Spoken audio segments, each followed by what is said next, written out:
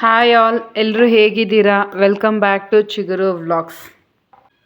Okay, ಇವತ್ತಿನ ವಿಡಿಯೋದಲ್ಲಿ ಪ್ರತಿ ಹಬ್ಬದಲ್ಲೂ ಮಿಸ್ ಮಾಡದೆ ಮಾಡೋ ಅಂಥ ಸ್ವೀಟು ಕಾಳು ಒಬ್ಬಿಟ್ಟು ಹೇಗೆ ಮಾಡೋದು ಅನ್ನೋದು ನೋಡ್ಕೊಂಬರೋಣ.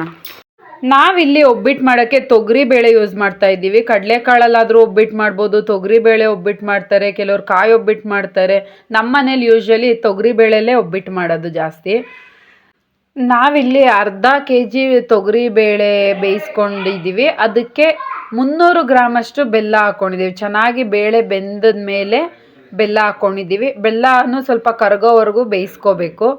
ಬೆಲ್ಲ ಎಲ್ಲ ಚೆನ್ನಾಗಿ ಕರಗಿದ ಮೇಲೆ 1 ಕಪ್ಪಷ್ಟು ಕಾಯಿ ತುರಿ ಹಾಕ್ಕೊಂಡು 1-2 ರೌಂಡ್ ಮಿಕ್ಸ್ ಮಾಡಿ 2 ಮಿನಿಟ್ಸ್ ಬಿಟ್ಟ ಮೇಲೆ ಆಫ್ ಮಾಡಬೇಕು. ನಾವಿಲ್ಲಿ ಬೇಳೆ ಬೇಯಿಸೋಕ್ಕೆ ಯೂಸ್ ಮಾಡಿದ ನೀರನ್ನ ಸಪ್ರೇಟ್ ತೊಗೊಂಡಿದ್ದೀವಿ. ಬೇಳೆಯಿಂದ ವಾಟರ್ನ ಕಂಪ್ಲೀಟಾಗಿ ರಿಮೂವ್ ಮಾಡಿರಬೇಕು, ಇಲ್ಲಾಂದರೆ ತುಂಬ ತೆಳುವಾಗಿಬಿಡುತ್ತೆ ಹೂರಣ.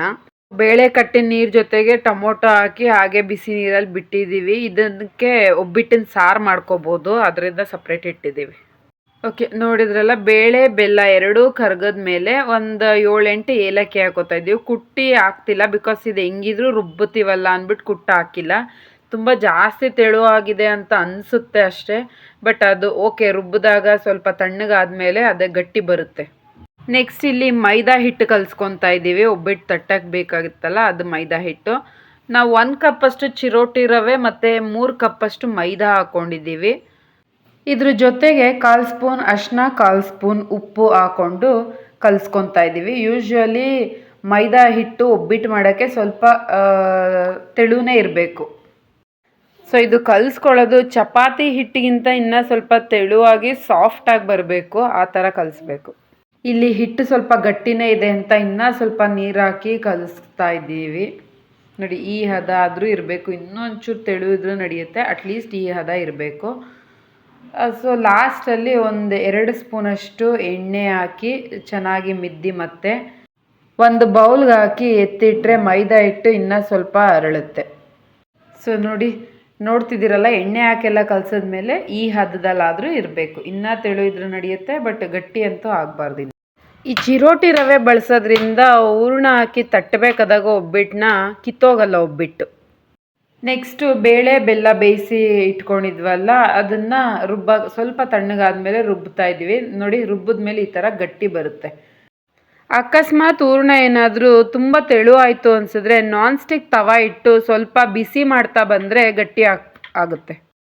ಸೊ ಓಕೆ, ಫೈನಲಿ ಒಬ್ಬಿಟ್ಟಿಗೆ ಬೇಕಾಗಿದ್ದು ಹೂರಣ ರೆಡಿ ಆಯಿತು. ಮೈದಾ ಹಿಟ್ಟನ್ನು ಕಲಸಿಟ್ಟಿರೋದು ರೆಡಿ ಆಗಿದೆ.